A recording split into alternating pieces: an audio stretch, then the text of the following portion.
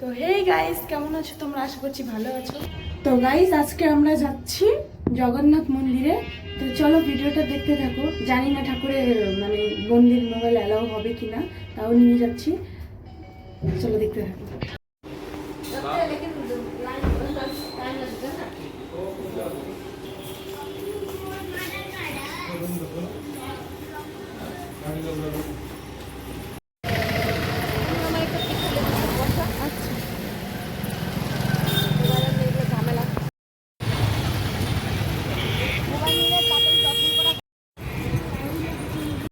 তো গাইস, এর আগে মোবাইল যেতে দেব না। তো ওই যে মন্দির দেখা যাচ্ছে না, তো পরে তোমাদেরকে দেখিয়ে দেবো। তো গাইস, মনে যেটা সন্দেহ ছিল ওটাই হলো, ভেতরে মোবাইল অ্যালাউ ছিল না। তো গাইস, আমাদের দর্শন হয়ে গেছে, এখন আমরা যাচ্ছি বাড়িতে। আর ভীষণ মানে রোদ উঠেছে এত, আর ভিড় তো মানে বলবোই না, প্রচণ্ড ভিড়। তো এখন আমরা যাচ্ছি বাড়িতে। আর বুনো অনেকটা কষ্ট হয়ে গেছে। বুনো, তোমার কেমন লাগছে? ভালো না।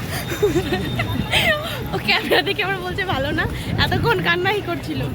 তো চলো তোমরা ভিডিওটা দেখতে থাকো। তো গাইস, ফাইনালি চলে আসি হোটেলে, কারণ এত গরম পড়েছে, মানে বুনু তো একদম কান্না করতে করতে পাগল হয়ে গেছে।